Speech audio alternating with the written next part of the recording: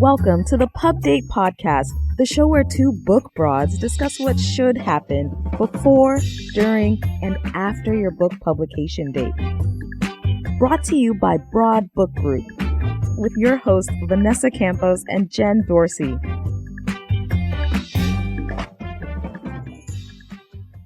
Welcome everyone to another episode of the Pub Date Podcast. Today, Jen and I are on our own, all by ourselves, but it's going to be a good one because Jen, there has been something in the news that it got me thinking about, Broad Book Group, why we started it, and, what we were hoping to achieve. So before we get into that, Jen, how are you? I am so well. It's Friday. It's not 100 degrees where I am for a change. Yes. I'm stoked. I'm stoked for the weekend. How about you? Same. Although we are getting close to 100. I mean, it's 90 and 70% humidity. But you know what? The fires aren't anywhere near me. So I'm thankful for that. And I'm hoping and praying that everyone in the crossfire is going to be okay. One of the things that I was thinking about, as the pandemic is rolling out and things are slowing down before, it's a lot of hurry up and wait right now. And I was thinking a lot about who we decided to reach out to as Broad Book Group and what we decided to make our mission. So why don't you tell the listeners a little bit about that? I absolutely would love to do that. When you and I started noodling on this idea to go into business together and do something really great and fun that we loved, we wanted to make sure that we represented voices that maybe don't always get the best representation in publishing. So we wanted to focus on women and marginalized voices in the nonfiction space and kind of share those stories of people who may not be quote unquote prime for one of the big four publishers. So that's kind of what I feel like we are and who we are. Do you agree? I hope so, because we're in business. I 100% agree. And okay. I think at the root of it, one of the big things that I really wanted to do is, yeah, you're right. Being in traditional publishing, you always had to look at the bottom line, the P&L. What did the P&L tell you? Was this going to be a successful book? And it's kind of like gambling in terms of picking the right, again, air quotes, the right project for the right season at the right time. And, a lot of those projects that just kind of went away because they weren't a good fit for the publisher, or they just didn't have their author platform ready to go. But we knew that they were going to do something great later on down the road. Maybe just not at that moment and not for that publisher. Exactly. Yeah. So why did we bring this up this week? Well, I don't even know if it was last week, but it's been in the news for a while. So Hello Sunshine. Hello Sunshine is Reese Witherspoon's entertainment group, and it just got sold by a company which is backed by an equity firm called Blackstone Group. That was interesting for a lot of reasons. One, that group of people who actually made the purchase and who are now officially running the show are two men. Two dudes. And that just kind of raised a lot of eyebrows for a lot of people in the community, people who support Reese, people who support the mission of Hello Sunshine, which is a mission to change the narrative for women and how we're seen in media. And, they started off with Celeste's book and putting that into production and making it into a TV show series. And she's got that show with Jennifer Aniston. So really putting women's stories similar to what we do, the marginalized stories that don't get told. But then she sold it to two white dudes. Classic, right? I mean, I think this is something that you and I have seen a lot because our background is in business books. So it's not uncommon for people to build up their business, build up their company, and then have an exit like that, where the goal is really to sell the company to investors or to, somebody else. But yeah, I think the selection is odd, especially knowing the history of Blackstone and kind of how they invest in the kinds of companies they invest in. So I am hopeful that they will continue the mission, but I feel like maybe the mission is going to be somewhat diluted. I think that's the thing that people are concerned about and worried about here. Agreed. And for me, a lot of my friends have worked for companies that have gone through really big mergers and acquisitions. And one of the statements that the mayor and Staggs of Blackstone said, they said they look forward to backing Reese, Sarah, and the world-class team as they continue to produce identified, dynamic, engaging content. There is no mention of women in that statement. And another big thing that I'm worried about is, when you're funded by a big corporation, they are basically a holding company. They do investment in businesses, investing capital on behalf of pension funds. So that means that they have shareholders. In my experience in these type of situations, whoever holds the purse strings has the loudest voice in the room. So that's going to be interesting to watch, I think. But I'm really hopeful that Reese gets to actually put her, best foot forward and still continues to do what she's doing.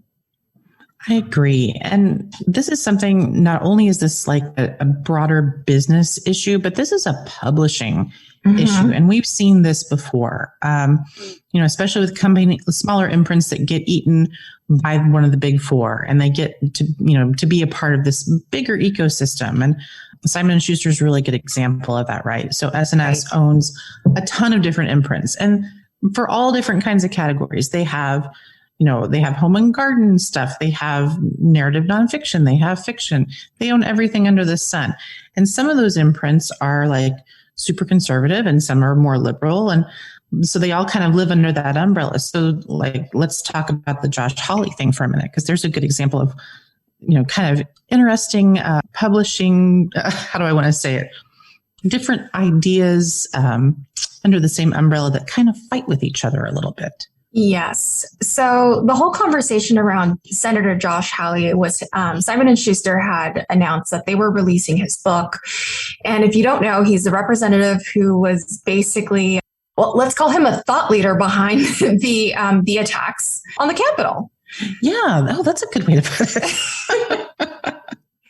So what was interesting about that is, for obvious reasons, the people who work at Simon & Schuster were like, hey, we don't want to work on this. This is just bad. So now Simon & Schuster at the time was saying, and I think that this is the power struggle of, wanting to print as many voices as possible. But then the question is of ethics, in my opinion. Does this person actually need this platform? Likely not.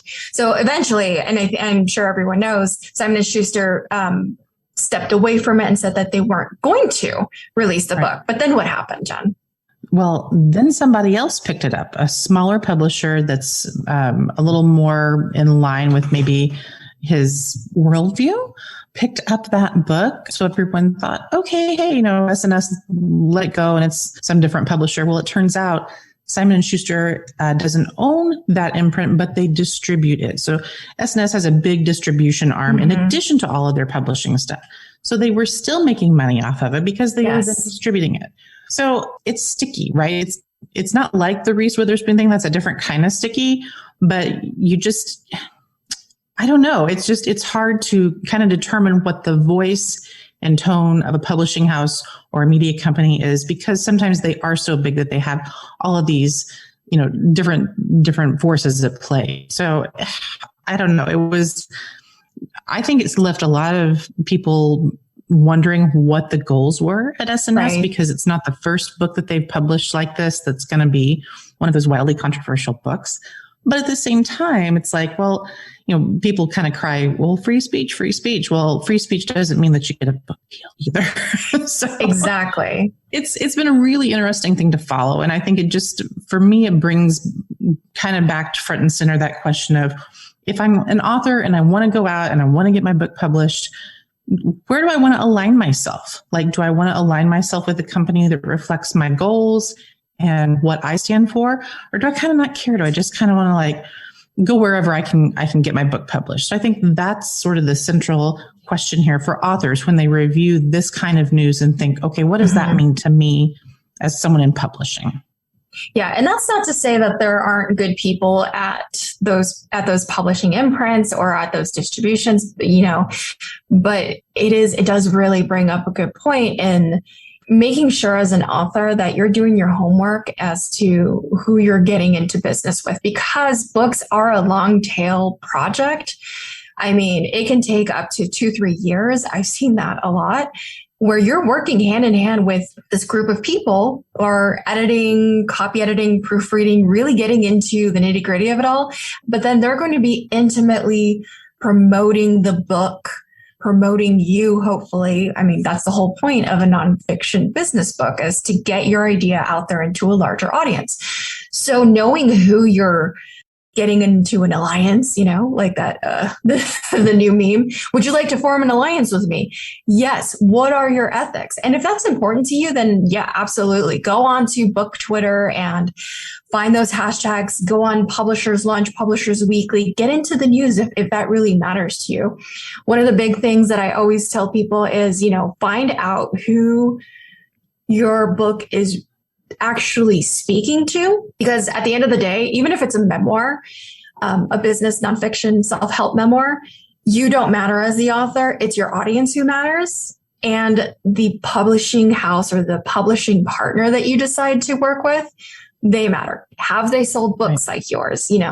Are they good at selling books like yours? So that really puts us into a position of thinking about the proposal. Right. Why is that important? And really, how do you get it to cater to that specific audience and niche that, your publisher has expertise in? Yeah, I think that's a good question. So when you're thinking about this and you're kind of looking at your hopes and dreams for your book project and what you want to do with it, yes, you have to kind of do your research on what the various houses are, to think about all the things we just talked about. Does it align with my goals, my ethics, my point of view on life, whatever. But also, yes, do they even publish in my category? And, how do I then pitch to them so that I can differentiate myself from everybody else in my category? So that's where the proposal really comes in. So I think you have to start with that kind of research, that big high level research, and then kind of think of it like a funnel. Like it's really wide at the top, like what publishers align with me, and then narrow it down. Okay, within that publisher, what imprint might be a good fit for my book? And then narrow it down even more and do some deeper research. What specific editors might be interested in my book? Looking at the acknowledgments pages of similar books is a really great way to do some of that research before you dig in and write the proposal. But once you have those three those three funnel chunks in your brain, then it's time to start catering your proposal language to kind of fit all of that. So when you think about writing your proposal, I would say start with that high level research and then start to hone your language and how you kind of make your elevator pitch for your book so that it sounds interesting to your intended audience. That's a really good point in terms of the editor. I hadn't thought about making it that granular, but in my very short stint as a literary agent, that was really who you're talking to. You're talking to the editor. You're talking to the editors that have published books like yours and that have a current manuscript wish list that matches yours. I will say on a technical level, don't go out there and say that your book is just like Brian Tracy's $1 Million Habits if you don't have the platform or the sales history. But do go after books that are mid-list. So newer authors, people who have a platform like yours, even though at this point you probably don't have a lot of content written out, in the type of books and trim sizes. So trim size, is it a 6x9 paperback or is it a 6x9 hardcover? How many pages? So that'll also give you an idea of whether or not you think that your hardcover book that's a 6x9 trim is going to sell for $30. So that also helps you level out those types of just what you think that your book is going to sell. So tell us a little bit more about not just, competitive titles, but copy. What do you do in terms of getting in? What's the best approach of putting together content without having to put together a book? Because I know that for nonfiction, we don't want to see that, right? Right. I don't want to read your whole book. I just want to see your proposal. And here's why. Because when you come in with a really great nonfiction idea, you kind of have to have a roadmap, but be open to suggestions. So it's different from fiction. Fiction has a very specific storyline and narrative that it follows. The story is the story in fiction, period. Other things can be tweaked. Character development and, slight plot twists and rising actions, those can be tweaked in fiction. So that's a different animal. But in nonfiction, sometimes your idea is really broad and your editor is going to help you narrow it, or your editor might help you think of a different avenue to take that particular topic. So that's why we don't want you to waste your time writing a full nonfiction book first. We want the general gist of it. We want the roadmap. We want the idea. So what I always tell folks when I'm working with them on proposals is give me that. Start with your table of contents. Like, what are your high level ideas? What are maybe the top 10 things you want to say? Because most books in some of these nonfiction categories you and I work in have that's a good medium for chapters. Like, right. They don't have just 3 or 4 chapters. They don't have 50 chapters. Between 10 and I'd say 12 is a good solid place to start. So think about what those ideas are. What's your main thesis, so to speak? We can go back to freshman comp class, right? And say, what's your thesis? What are the 3 or 4 main claims that you want to make about it? That's how you build a table of contents. So that's the first thing you want to think about on just like the writing piece of it. And then I think you want to go into really nice chapter descriptions. So maybe a paragraph or 2 telling the editor what each chapter is about, how it ties into the rest of the book. That's all I need to know about the content. Really, everything else in the proposal is marketing based, right? I mean, at least that's the way I view it.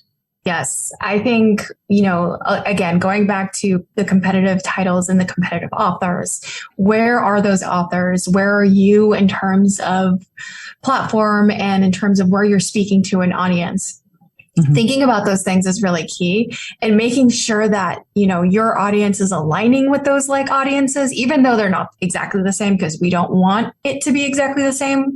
You have your own personal story, you have your own personal narrative, you have your own personal flair, and we want to see that. There's one of the things that I've always thought about in terms of book publishing, especially in business nonfiction, is there's nothing new under the sun.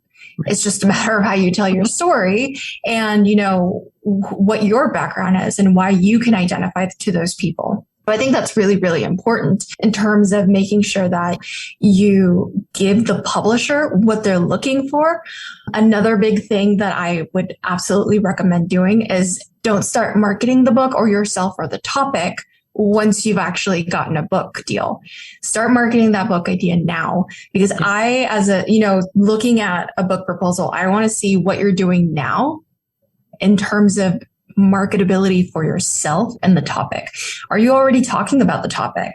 Even if it's just a weekly webinar or a weekly Facebook Live, that's enough to kind of get the ball rolling, because then, you never know who can pick it up. But once you're actually doing the marketing halfway through the book's development editing, I think that's a mistake. Unless you're Brian Tracy, and I just have Brian Tracy on my mind today. You do.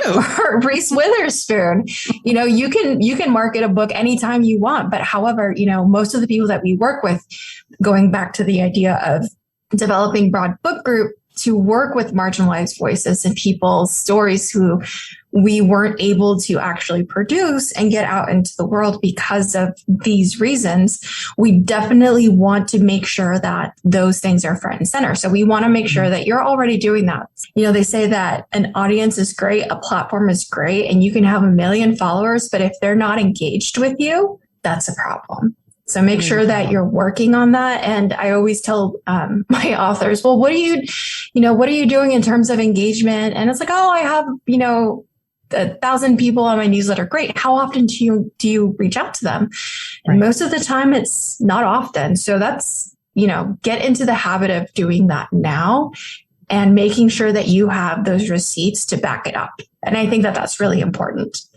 Absolutely. And I think that's another way that you can also kind of prove out some of the major concepts in your book. Yes. So, you're growing the platform, that's the marketing piece, but use it editorially as well. When you're getting out there and doing those Facebook Lives, or you're doing something on Instagram, test out topics, see what kind of engagement you get from those topics. That doesn't mean you should write your whole book based on social proof, right? But it's a good thing to kind of pay attention to, like, oh, hey, topic A that I covered last week got me 100 new views that I didn't have before.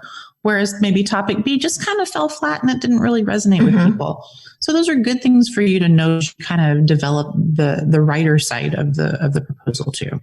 Yeah, no, that's a great idea. there's a lot of content out there. We were talking about this earlier. There's a lot of content that starts off as a blog or a zine that really does get great reception from that niche audience that ends up turning into something that's valuable and something that can reach a larger audience outside of that niche. And we were talking about, going back into this whole production companies being sold, is it all starts with just this tiny little idea. And, there may not be money in that zine. There may not be money in that article that you wrote, but the money is in selling the bigger idea.